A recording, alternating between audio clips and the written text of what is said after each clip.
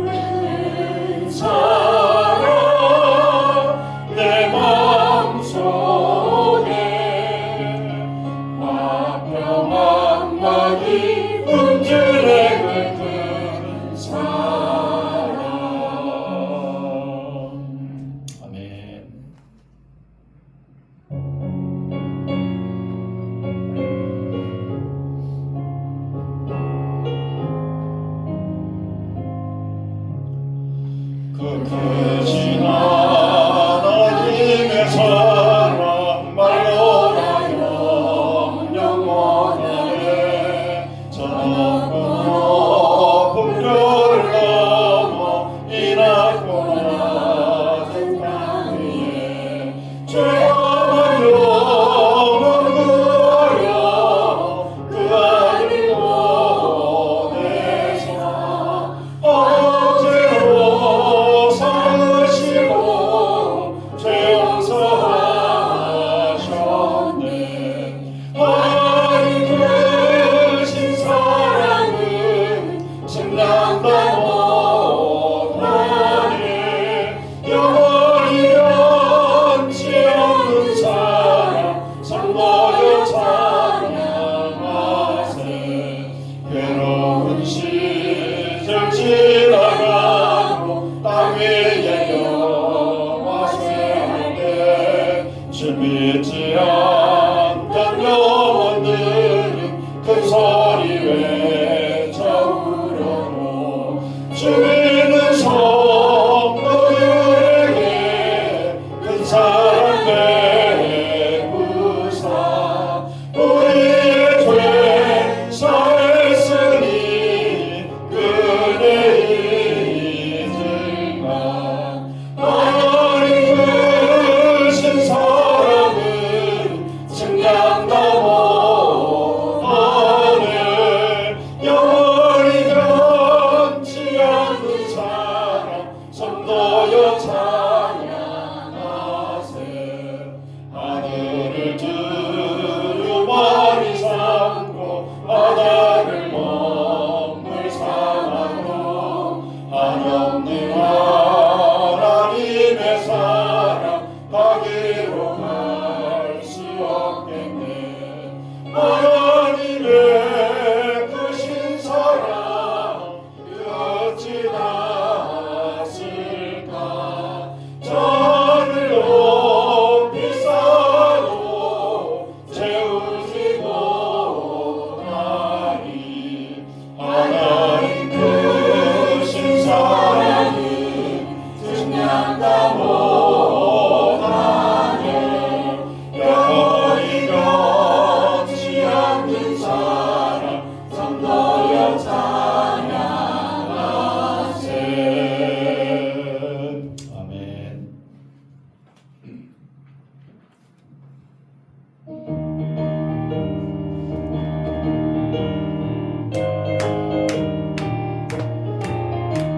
목마른 내 영혼 주가 이미 허락한 그 귀한 영생수 주여 갈망합니다. 그 약속 따라서 힘써 간구하오니 오 주여 내 기도 와서 들어주소서.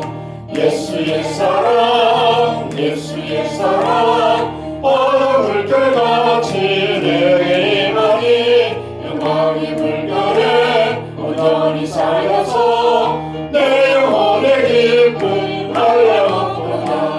주 내게 약속한 금이 내려주시어 은혜의 저 구름 건너편에 떠올라 그 귀한 징조가 내게 밝히 보이니 나 힘을 다하여 주께 간구합니다. 예수의 사랑 예수의 사랑 바다 물결같이 내게 임하니 영광의 물결에 온전히 쌓여서 내 영혼의 기쁨 알려먹도다. 은혜의 소낙빛 지는 극적이 되며 구원의 큰 강물 올라타고 넘쳐서 내 주한 모든 죄 모두 씻어버리니 나 지금 은혜를 충만하게 바라네. 예수의 사랑 예수의 사랑 바다 물결같이 내게 임하니 영광의 물결에 온전히 쌓여서 내 영혼의 기쁨 알려먹도다. 차고 넘치는 주의 은혜의 물결 힘차게 밀려와 내게 만족합니다. 오 할렐루야로 주를 찬송하오니 내 마음의 기쁨이 항상 충만하네. 찬양합니다. 예수의 사랑 예수의 사랑 바다 물결같이 내게 임하니 영광의 물결에 온전히 살아서 내 영혼의 일부 한량없도다. 하나님 아버지, 우리가 살아가는 세상이 모든 것이 풍족한 세상이기는 하지만은 그러나 정작 사람들의 마음은 공허하고 또 세상의 물결로 인해서 그 물결에 부딪히는 상처와 아픔과 고통 가운데 있는 세상을 우리가 살아갑니다. 이럴 때일수록 우리에게 하나님의 은혜가 필요함을 저희들이 고백합니다.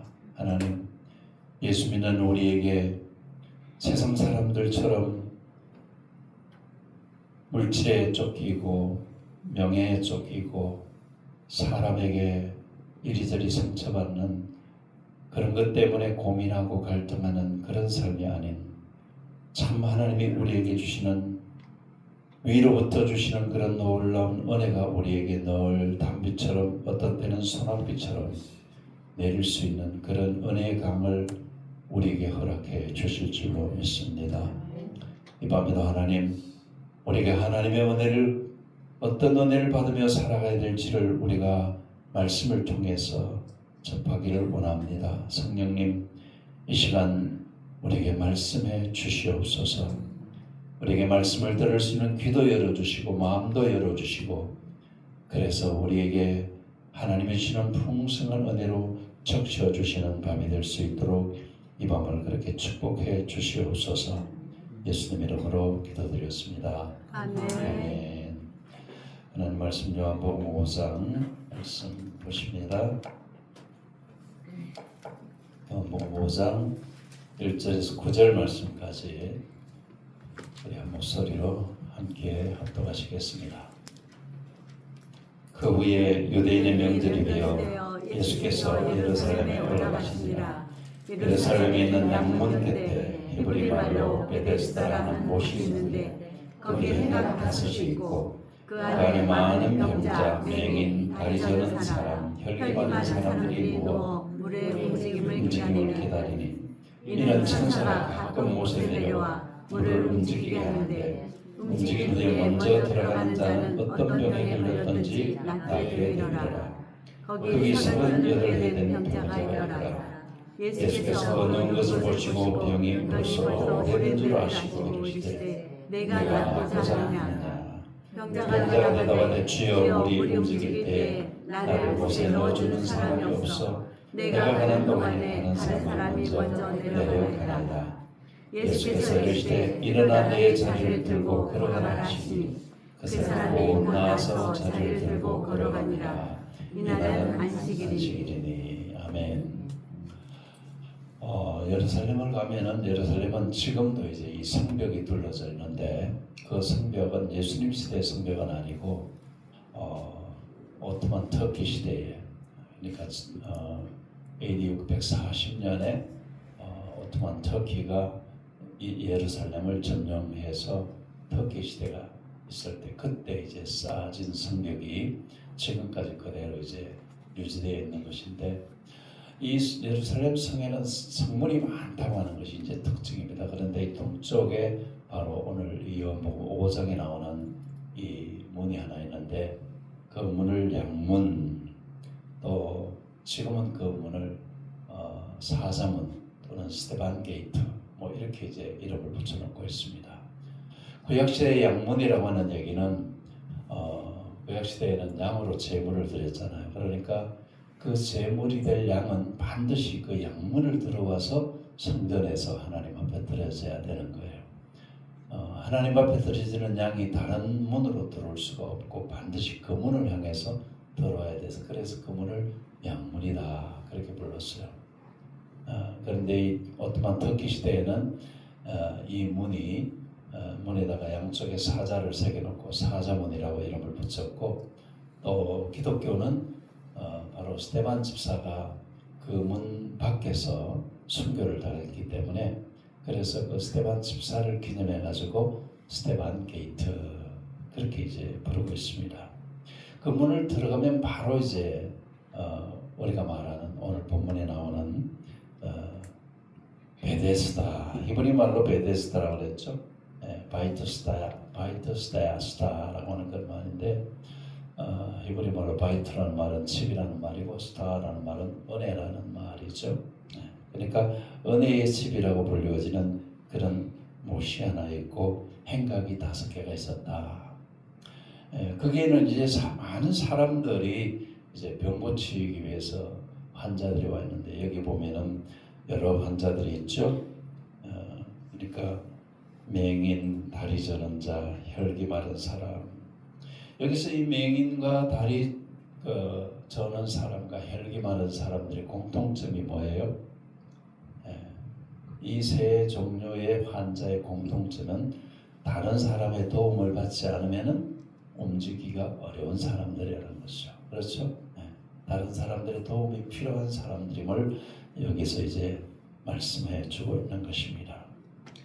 오늘 본문에 보니까 이제 이런 환자들이 이 연못가에 여러 명이 모여 있어서 자기 병을 고치기를 소원하고 있는데, 그러니까 이 병을 고치는 데 있어서 중요한 하나의 요소가 뭔가 하면은 그곳에는 이제 우리가 연못이라고 하면은 또 여기에 대한 오해를 하기가 쉬운데 우리는 연못 그러면 큰 그냥 이렇게 물이 모여 있는 것을 연못이라고 하잖아요. 그런데 그 당시에 이 베데스다라고 하는 연못은 우리말로 그냥 연못이라고 번역을 했는데 그곳은 이렇게 작은 탕들이, 그러니까 이 지름이 한 1m 정도 되는 이런 이제 탕들이 여러 개가 있는 거예요. 여기저기 이제 탕들이 여러 개가 있는데 그 탕 중에서 어느 날 갑자기 어느 탕 하나에서 물이 팍 솟아오를 때 그곳에 제일 먼저 환자가 들어가면은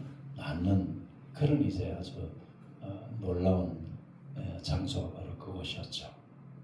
그러니까 지금 이 맹인도 그렇고 다리 저는 사람도 그렇고 혈기 많은 사람도 물이 예를 들어서 자기 바로 앞에 있는 곳에서 솟아나면은 뭐 굴러서라도 어떻게 들어간다고 하지만은 다 힘든 그런 도움을 필요로 하는 사람들이잖아요.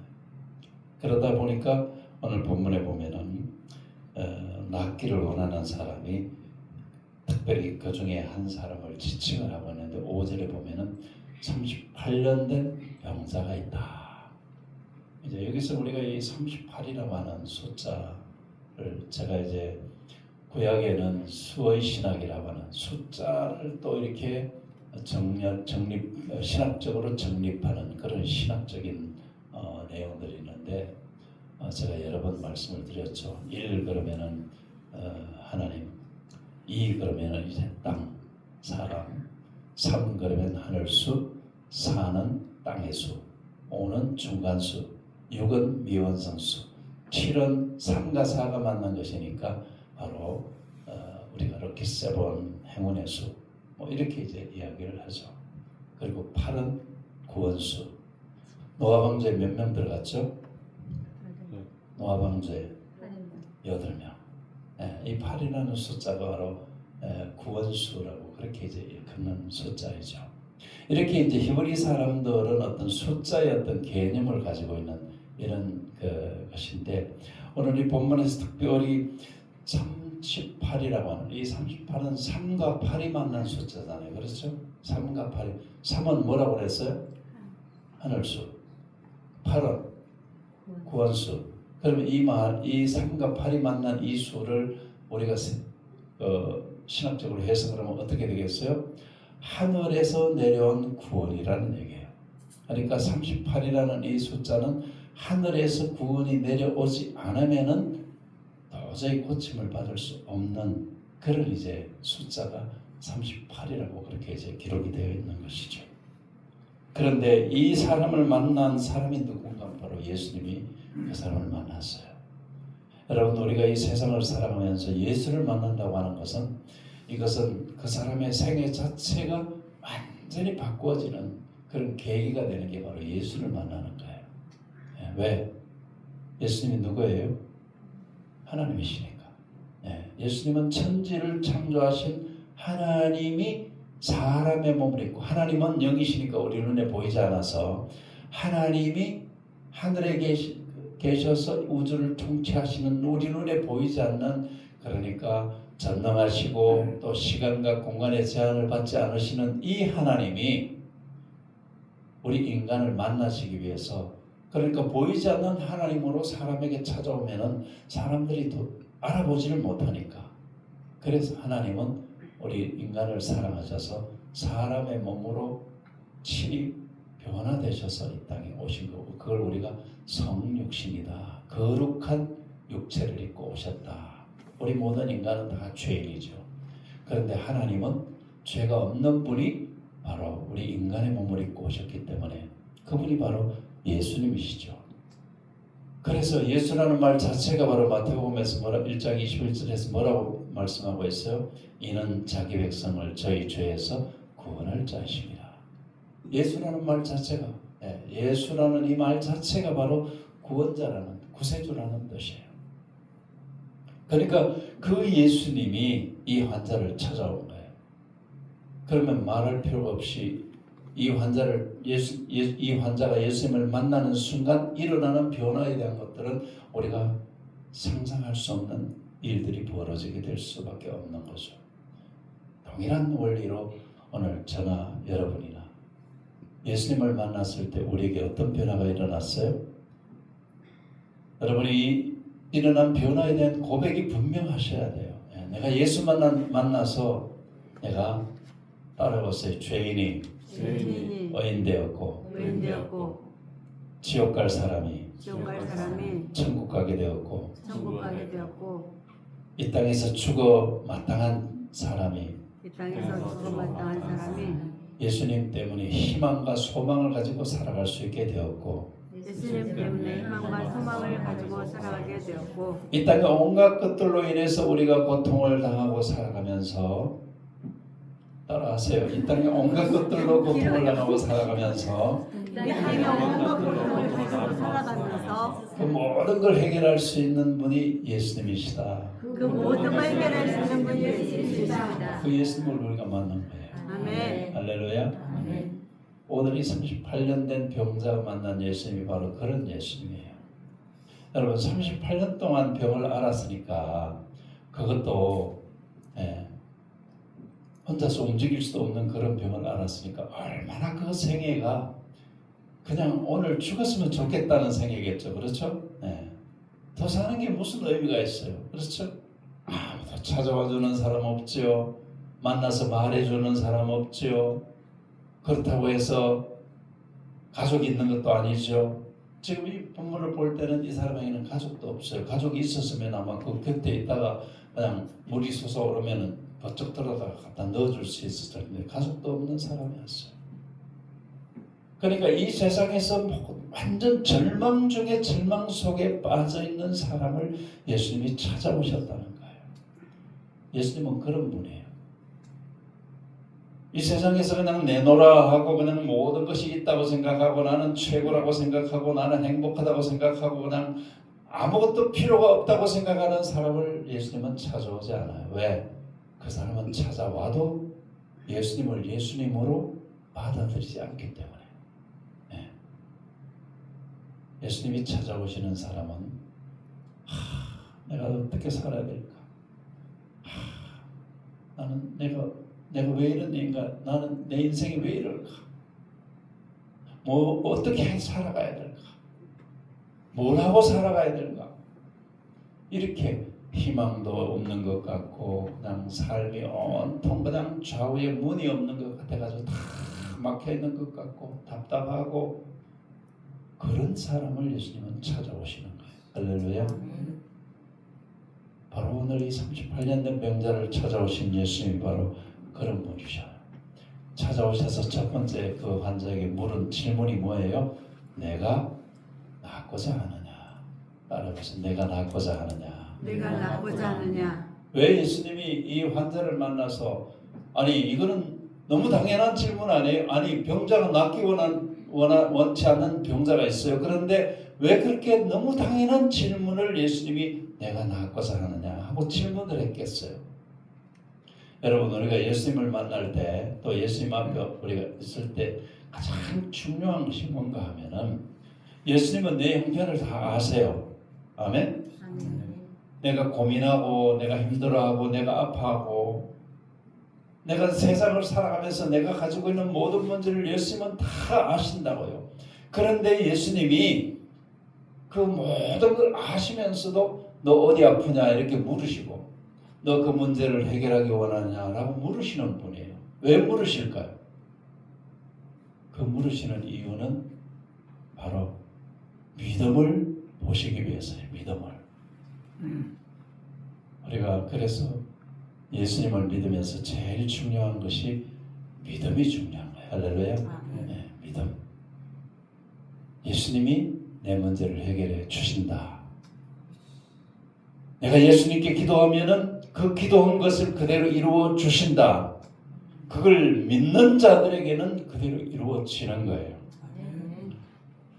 제가 SQ를 여러분들에게 말씀드릴 때도 믿는 사람에게는 그 믿는 사람의 뇌가 자꾸 긍정적이고 적극적인 쪽으로 뇌가 자꾸 발달을 해요. 우리의 모든 것은 뇌에서부터 시작된다. 뇌가 생각을 하고 뇌에 생각되어지는 것을 내가 입으로 말하고 뇌에 생각되어지는 것을 내가 행동하고 그렇게 되거든요. 컴퓨터가 똑같아요. 컴퓨터 이 본체에서 있는 것들이 바로 화면에 나타나는 것처럼 말이에요. 우리 모든 삶은 우리 뇌에 모든 것들이 담겨 있어요. 그렇죠? 그 뇌가 멈추면 죽잖아요. 마찬가지로. 그러니까 내 뇌에다가 내가 뭘 심느냐 하는 것이 굉장히 그렇게 중요한 거예요. 여러분의 뇌에다가 하나님의 말씀을 계속 심고 예수님을 심고 그리고 여러분의 믿음을 심으면은 여러분의 뇌는 바로 여러분이 심은 것을 말하게 하고 행동하도록 그렇게 만들어 버린다는 거예요. 그게 바로 기적이라고 하는 거예요. 그래서 믿음은 우리가 그냥 믿는다 말로만 하는 것이 아니라 내가 자꾸 믿습니다. 저를 믿습니다. 라고 여러분이 계속 강조해야 될 이유는 그 믿는 것이 여러분의 뇌에 색인이 되어진다 말이에요. 새겨진다 말이에요. 새겨지면은 그 믿음이 확고하게 되어지고 성경이 말씀하잖아요. 따르면 믿는 자에게는 능치 못할 일이 없느니라. 할렐루야. 믿는 자에게는 능치 못할 일. 믿는 자에게는 모든 것이 믿는 대로 되는 거예요. 믿는 대로. 우리가 믿지 못하기 때문에 내 앞에 예수님이 주시는 그런 어떤 놀라운 내가 낫고자 하느냐라는 질문에 우리가 예수님 낫기 원합니다. 예수님 낫기 원합니다. 라고 확고하게 대답을 하면은 예수님은 죽은 자도 살리신 분이잖아요. 그래서 오늘 본문에 보면은 낫고자 하느냐라는 질문을 하신 이유는 그 사람의 믿음을 테스트하신 거예요. 여러분, 주님은 우리의 믿음을 항상 테스트하기를 원하세요. 왜? 믿음을 가지고 있지 않는 사람을 고쳐줘 보아야 내가 예수님을 믿었더니 고쳐졌다 그렇게 생각하지 아니하고 운이 좋아서 고쳐졌다. 뭐 사람을 잘 만나서 내가 이런 식으로 인간적인 생각으로 주님이 주신 은혜를 은혜로 받아들이지 않기 때문에 예수님은 우리에게 항상 믿음을 보시기 위해서 이런 질문을 던지시는 거예요. 내가 낫고자 하느냐. 여러분이 어떤 문제를 가지고 있을 때 주님이 여러분에게 물으실 거예요. 너 그 문제 해결하기 원하느냐. 그게 바로 왜 그렇게 물으세요? 그 문제를 해결해 주시는 믿음을 보시려고. 할렐루야. 그리고 오늘 본문에도 보면은 병자가 대답하는데 병자의 대답은 조금 빗나간 대답을 하죠. 현실 상황적으로는 바른 말을 했지만은 내가 낫고자 하느냐 그랬을 때 만약에 이 병자가 예수님이 고쳐주시면 제가 낫겠습니다 이렇게 대답하면 아마 100점을 맞았을 거예요. 그렇죠? 그런데 이 사람은 자기 환경을 얘기한 거예요. 예수님 그러니까 자기 환경을 낫고자 하느냐 질문에 자기 환경을 설명한 것도 그것도 예수님이 보실 때 적은 믿음이 아니었어요. 할렐루야. 그래서 물이 움직일 때 나를 못에 넣어준 사람이 없어서 내가 그 곳까지 가는 동안에 다른 사람이 먼저 들어가서 이런 일이 38년 동안 일어나서 아직도 제가 고치지 못하고 이렇게 있습니다 라는 자기 현실을 지금 예수님 앞에 토로하고 있는 것입니다. 그런데 예수님이 어떠신 분인가 하면 대답이 예수님이 원하시는 대답을 하지 않았음에도 불구하고 예수님께서 바로 뭐라고 말씀하시는가 하면은 8절에 보면은 일어나 내 자리를 들고 걸어가라 라고 말씀하셨어요. 여러분 이 말씀이 굉장히 중요해요. 우리는 예수님이 말씀하시면은 우리가 노래도 하잖아요. 예수님이 말씀하시면 물이 변하여 포도주 됐네. 뭐 이런 찬양도 우리가 하잖아요. 예수님이 말씀하시면은 그 말씀대로 되는 거예요. 할렐루야. 여러분의 문제가 그 어떤 것이든지 간에 하나님이 말씀하시고 하나님이신 예수님이 말씀하시면 그것 그대로 되는 거예요. 그걸 우리가 믿어야 되는데 그게 믿음이 좋은 사람의 믿음이라는 거예요. 그래서 여러분이 성경을 계속 읽으시고 묵상하고 또 성경을 묵상하면서 성령님 이 말씀이 제게 주는 말씀이신가요? 하고 성령님하고 대화를 하면서 우리 속에 있는 성령님하고 대화를 하면서 성경을 읽으셔야 돼요. 그냥 성경을 글자로 읽지 말고 성경을 읽으실 때는 내 속에 계시는 성령님과 이야기하면서 그렇게 성경을 읽으셔야 돼요. 왜? 성경은 살아있는 하나님의 말씀이니까. 죽은 글자가 아니에요. 성경은 살아있는 하나님의 말씀이에요.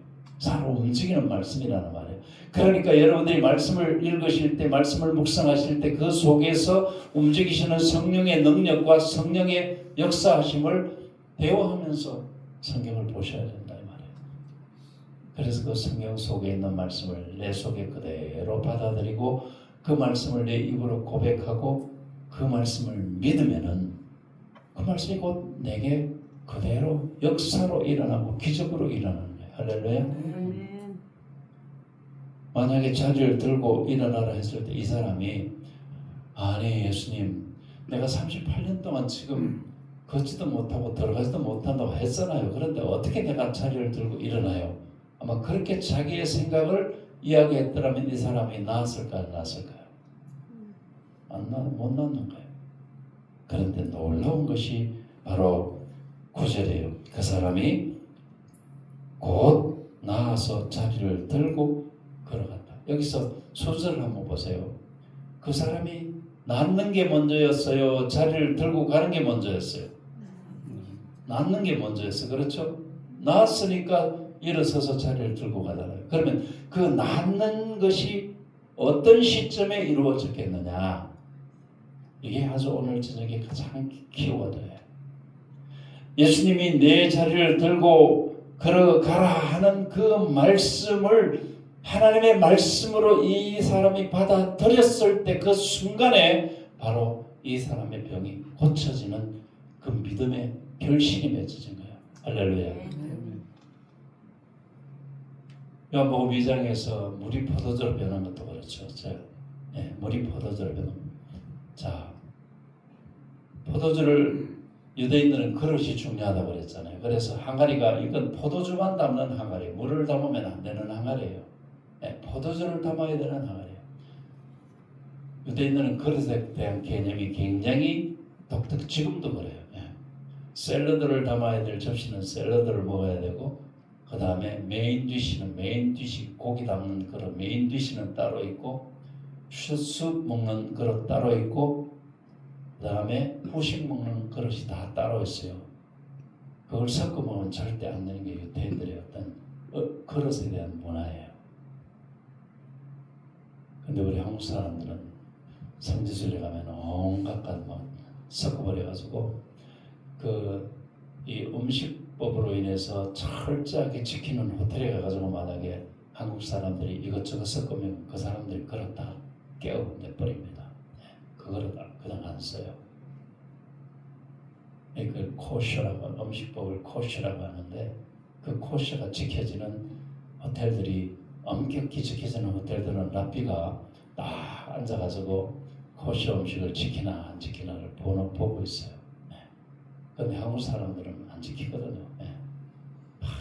그래서다가 막 샐러드에 그 야채에다가 막 고기에다가 과일에다가 막 이 잡탕으로 막 이만큼 쌓아가지고 먹거든요. 제가 그렇게 가르쳐줘도 안 돼요.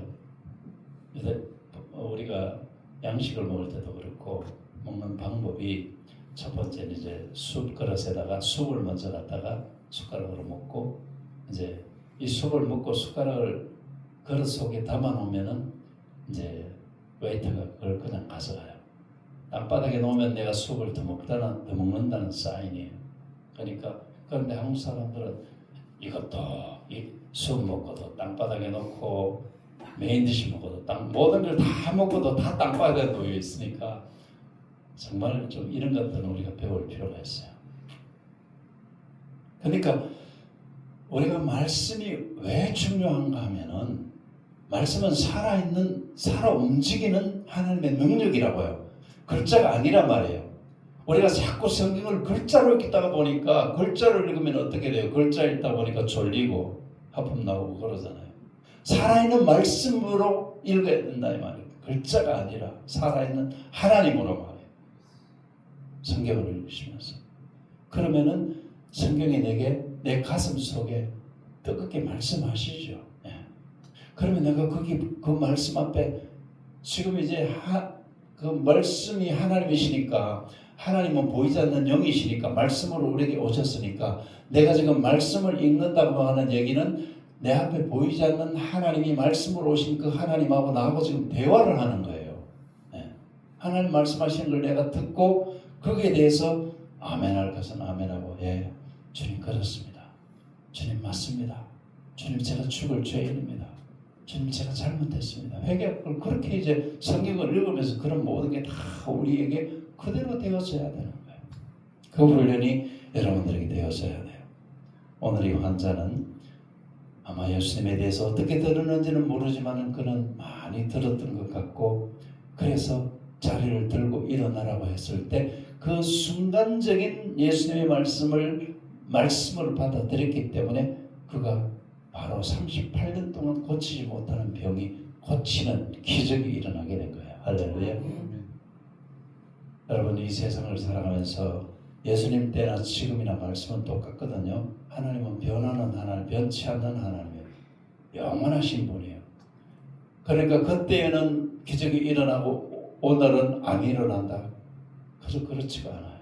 오늘은 기적은 동일하고 일어나는데 오늘이라고 하는 이 사회의 환경과 문화가 예수님 시대하고 많이 변화가 되어졌어요. 그렇죠? 네. 변화가 되어졌으니까 예수님이 기적을 일으키지 않아도 될 일들이 오늘에는 너무나 많아요. 네. 그래서 기적이 잘 안 일어나는 거예요.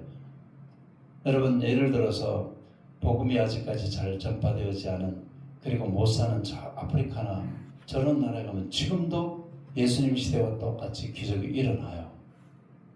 네. 왜?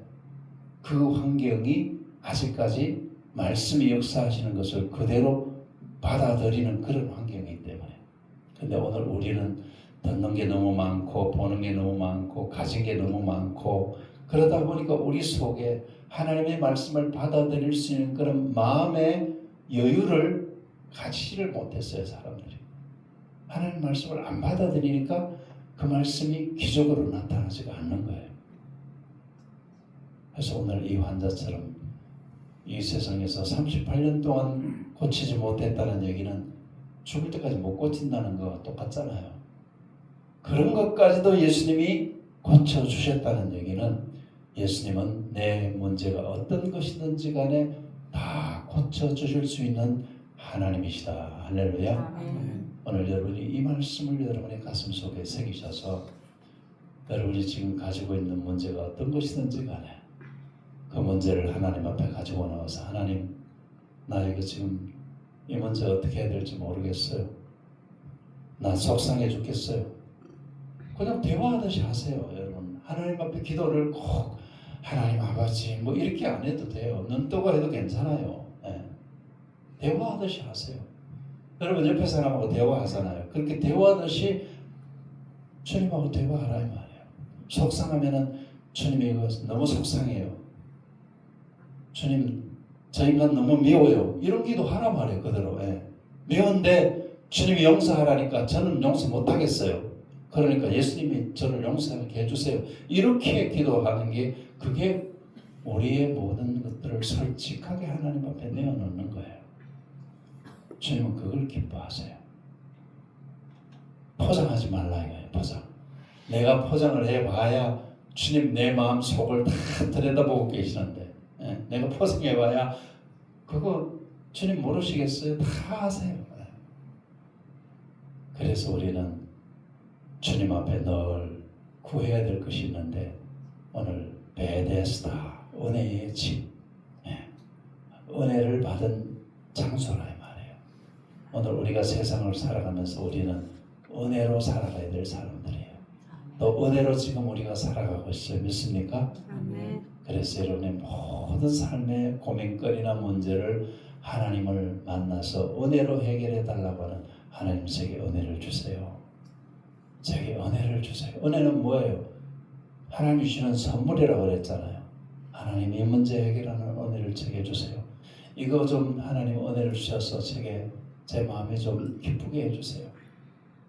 하나님이 걱정 좀 들어주셔서 제가 하나님 찬양하게 해주세요. 그런 은혜를 주세요. 이렇게 오늘 이 환자가 평생 동안 고치지 못한 병을 고쳐서 하나님의 영광을 나타내는 은혜를 입었듯이 저와 여러분이 이 세상을 살아가면서 일어나는 모든 다양한 문제들을 은혜로 해결하시는 그런 축복이 있으시기를 예수님 이름으로 축원합니다. 아멘. 하나님 이 밤에도 주의 이름으로 우리가 부르짖게 하시고 하나님의 마음을 우리가 우리 마음속에 새기게 하셔서 감사합니다. 주님 우리 기도를 들으신 아버지 시대가 아무리 전도하기 어렵고 또 사람들의 마음이 강박해서 복음을 받아들이지 않는 시대라 할지라도 하나님 역시 하나님이 선택한 자들은 있는 것을 저희들 믿습니다. 아멘. 하나님이 예정하신 자들을 우리에게 보내주시고 우리가 만나게 도와주시고 그래서 하나님 이 교회가 영혼 구원으로 인해 하나님의 영광을 볼 수 있는 그런 놀라운 은혜의 교회가 될 수 있도록 하나님 우리를 그렇게 축복해 주시옵소서. 이 밤에도 우리에게 베풀어 주신 놀라운 은혜를 감사하며 예수님 이름으로 기도드렸습니다. 아멘.